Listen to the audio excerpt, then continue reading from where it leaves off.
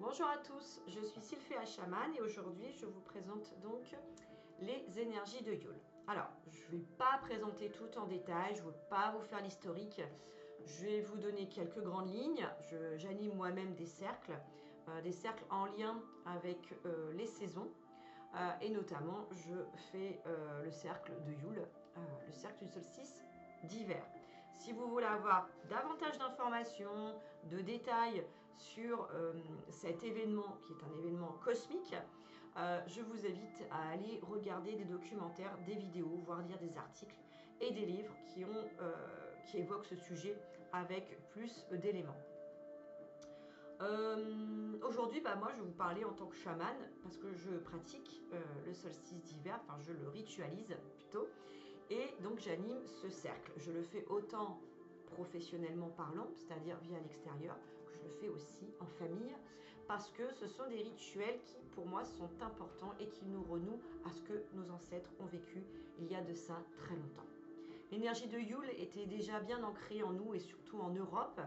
Et je précise les pays et les territoires qui sont concernés par le solstice d'hiver, car ce n'est pas le cas partout sur la planète. C'est un événement cosmique où il y a une période où la planète Terre est axée d'une certaine manière qui fait qu'elle n'est pas autant éclairée par le soleil. On reçoit moins la lumière du soleil. D'accord ? Donc c'est vraiment un événement cosmique. Et ça, en Europe, vous allez rencontrer cet événement-là, principalement en Europe et dans d'autres parties du monde. D'accord ? Mais dans certaines parties du monde, il n'y a pas du tout cet événement cosmique puisqu'ils ne sont pas du tout concernés par ça. Alors, il faut savoir quand même que comme le soleil nous éclaire moins, nous entrons ce qu'on appelle dans la période la plus sombre. D'ailleurs, en automne, ça commence. Les journées raccourcissent, on commence à avoir moins de lumière. Et l'automne est une saison aussi très intéressante qui peut aussi nous amener à aller voir des choses pas toujours très agréables. L'automne, c'est l'eau qui tonne, c'est le torrent, c'est la rivière, le fleuve, mais qui sont, on va dire, très agités, qui coulent de manière très forte, même voire très brusque. Et souvent en automne, il y a énormément de brassages, voire d'événements qui peuvent nous impacter dans notre vie personnelle. Donc l'automne n'est pas forcément une saison très facile à vivre émotionnellement. S'il y a des gens qui arrivent à bien vivre l'automne, tant mieux. Mais c'est un passage, c'est une transition où il y a énormément de transformations, de transmutations, de brassages, des remises en question. Et pour beaucoup, malheureusement, certaines personnes vont mettre sous le tapis ce qu'elles ne veulent pas voir. Et à l'automne d'après, ça ressort avec une force assez brutale. D'ailleurs, le printemps est pas mal aussi, parce que voilà, ça vient aussi brasser des choses. Mais différemment, parce que là, on a la sève qui remonte. Là, on a la sève qui descend dans la terre, les énergies telluriques sont moins fortes, moins puissantes, et on est plutôt dans une énergie cosmique. Donc c'est le moment de vous connecter le plus possible aux étoiles, surtout au solstice d'hiver Yule. Et pourquoi j'aime cette période? Parce que c'est la période de la nuit, c'est la période de la nuit la plus longue et en même temps c'est la période où la lumière renaît, le soleil reprend de la force. Donc c'est un moment aussi où on est là pour se poser, enfin hiberner, puisque dans cette société on ne sait pas s'arrêter, on court, on speed, on pense à tellement de choses et même le Noël devient un événement purement commercial qui n'a plus véritablement de sens quelque part. Même les retrouvailles familiales n'ont pas forcément toujours de sens, surtout s'il y a beaucoup de tabous, de non-dits, voire des disputes, des choses qui n'ont pas été réglées entre les membres de la famille. Donc ça peut aussi être un sujet de tension, pas forcément véritablement des retrouvailles qui vont être dans la paix, l'amour et l'amitié. Certains peuvent très bien aussi même se dire je passe Noël avec des amis, puisque en fait avec la famille c'est compliqué. Donc voilà, donc il y a tout un ensemble, on va dire, qui vont concerner Noël. Et moi, là, j'ai décidé depuis quelques années de retrouver l'énergie de Noël, mais différemment de ce que j'ai pu vivre précédemment. Et en tant que chamane, ça a aussi toute son importance, puisque je prends en compte aussi l'évolution de la nature, comment la nature réagit pendant cette période où il y a moins de lumière, moins de soleil, où il fait plus nuit Et même si, en effet, on a le réchauffement climatique et que les saisons, on a pu vraiment, on va dire, une sorte d'hiver, malgré tout, on est quand même dans un cycle qui est, qui nous impacte, qui est différent, qui fait que du coup, on est quand même impacté par cet événement cosmique qui, lui, ne bouge pas et qui fait que cette partie de la planète reçoit beaucoup moins de lumière. Pourquoi c'est un événement important? Eh bien déjà, tout simplement, reconnectons-nous à nos ancêtres. Ça, c'est la première chose. Pourquoi? Parce que l'énergie de Yule a été fêtée, célébrée, aimée, vibrée par nos ancêtres depuis des siècles et des siècles et bien avant le christianisme. Je ne vais pas faire une culpabilisation du christianisme. Il n'y a rien de mal à ce qui s'est passé. Il y a eu des choses qui se sont passées et je ne suis pas du tout dans le jugement. Mais l'énergie de Yule était déjà là, autant dans les rituels celtiques que dans les rituels nordiques. D'accord? Il y avait cette ambiance.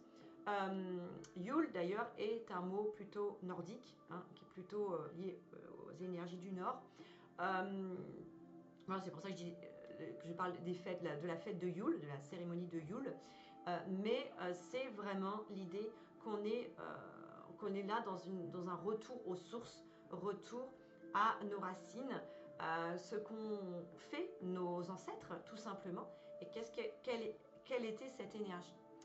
Alors, il y a plein d'histoires autour de Yule que je vous invite à aller voir.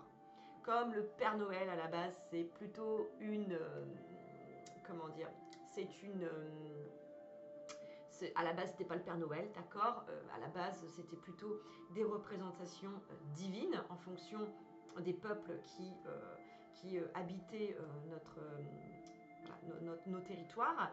Par exemple, on pourrait dire que celui qui déposait les petits cadeaux, c'était Odin, hein, chez les peuples du Nord. Et encore, il y a des différences entre les différents peuples, parce que tous n'ont pas eu forcément les mêmes traditions et les mêmes pratiques. Mais on peut dire qu'à la base, il y a eu en effet toujours cette volonté de s'offrir des cadeaux.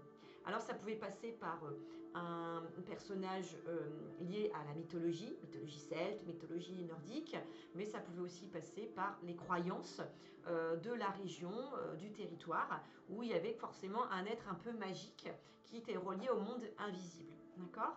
Et donc, il offrait des cadeaux. Voilà, c'était l'idée qu'il offrait des cadeaux. Mais c'était aussi le moment des cadeaux, c'était aussi le moment où chacun s'offrait un cadeau.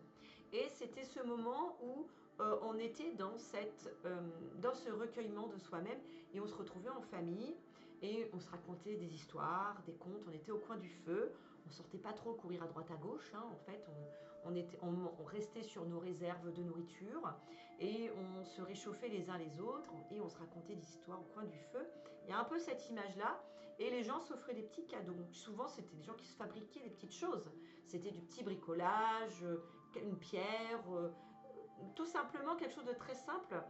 Parfois, ça pouvait être tout simplement, on s'offrait des petits gâteaux, des petites choses à manger.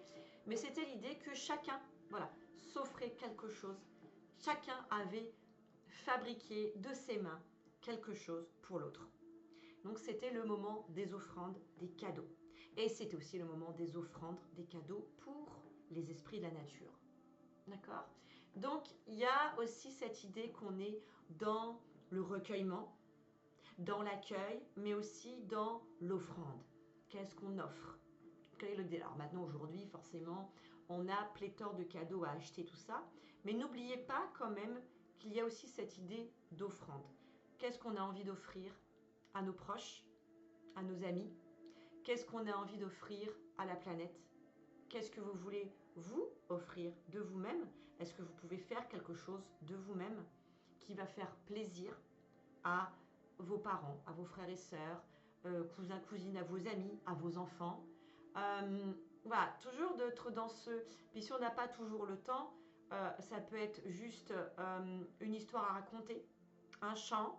Voilà. Est-ce que je suis avec mes enfants? J'ai pas eu le temps de leur fabriquer des petits sablés. Par exemple, ça peut être des petits sablés que je fabrique. Peut-être que là, je vais leur offrir une histoire. Une histoire d'hiver. Une histoire où on parle de la neige. On parle du froid. On parle des montagnes ou de la mer qui est glaciale. Et on va parler de ces esprits qui les habitent. parce que eux, ils sont là, toujours, pas forcément impactés par le froid, mais eux, ils sont présents pour nous accompagner, nous aider. Et peut-être que eux, ils ont des histoires à raconter et nous rappeler la sagesse de la terre, ses aventures, ses joies et également ses émotions. Voilà, reconnecter à cette image de la terre qui nous a apporté beaucoup de choses en lien avec la nature, avec le monde invisible, et qu'on a besoin de retrouver cette source, nos origines. Nos ancêtres étaient connectés à ça, et nous nous sommes déconnectés de plus en plus par la société, par le capitalisme, par les technologies, et j'ai rien contre les technologies, mais on a oublié, on s'est transformé en des machines avec un intellect, et on n'est plus connecté autant à la terre comme l'ont été nos ancêtres qui avaient aussi leurs propres problèmes. Attention, je ne dis pas que c'était plus facile, mais il y avait peut-être plus de connexion que l'on a aujourd'hui. Voilà, c'est ça que je veux dire. Donc c'est le moment, on offre quelque chose de soi à nos enfants, à nos proches, quelque chose qui nous fait plaisir. C'est ça, Yule. Yule, c'est ça aussi. Voilà. On peut retourner dans les traditions de Yule en fonction des traditions liées au peuple, à la région, au pays, tout ça. Si vous voulez, si ça vous parle. L'idée, c'est que ça vienne vraiment du cœur. Moi, je suis vraiment dans cette idée que c'est le cœur qui parle. Qu'est-ce qui vous parle le plus, vous? Surtout que maintenant, dans nos traditions actuelles, hein, je parle occidentale, il y a un mélange de peuples. Il y a un mélange de différentes origines. Donc comment associer ça, ces anciennes traditions qui sont vraiment reliées à l'Europe, avec d'autres traditions qui peuvent être asiatiques, africaines, d'Amérique du Sud, qui vont être forcément différentes, et comment on peut allier tout ça? Comment on peut transformer et être dans cette union et réunion en lien toujours avec la terre-mère et là où on est présentement. Voilà, ça c'est pour moi c'est Yule.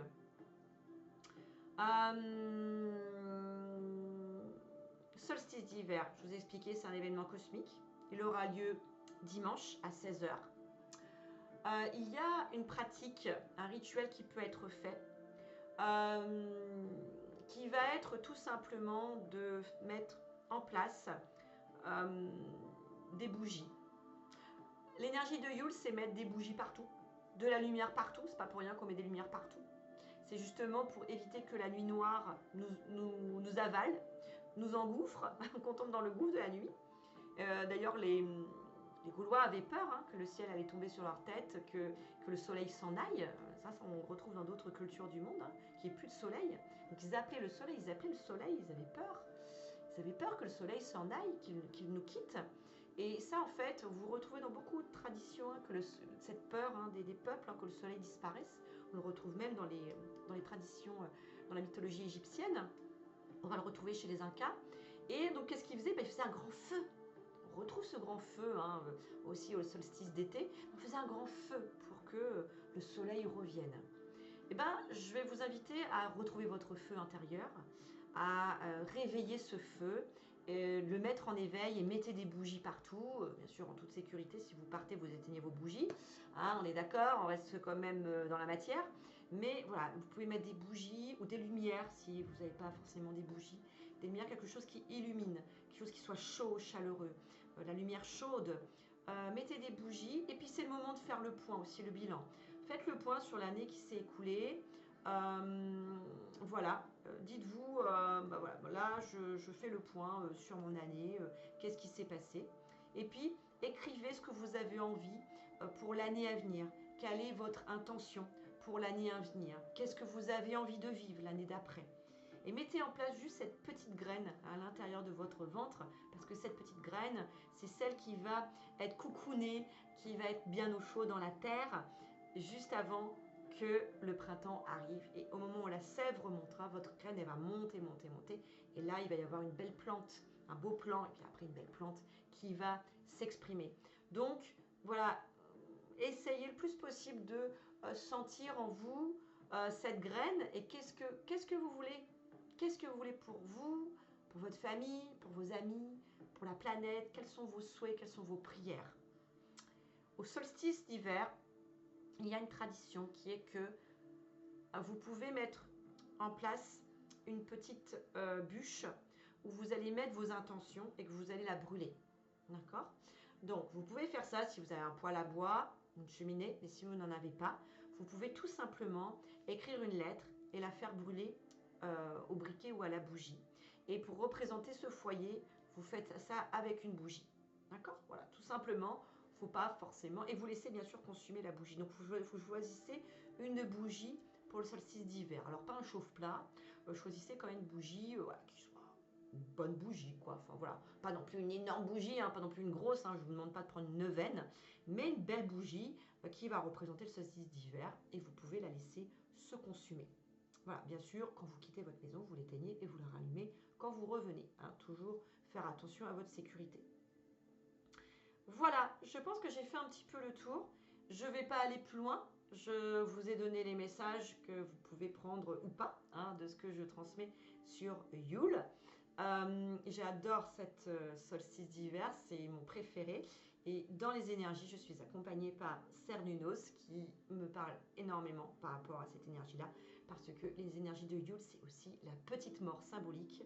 Donc, soyez humbles avec vous-même et dites-vous que c'est aussi le moment de vivre cette petite mort symbolique, de retourner à la terre pour mieux renaître par la suite. Voilà, je vous souhaite de passer une très belle journée et je vous dis à bientôt.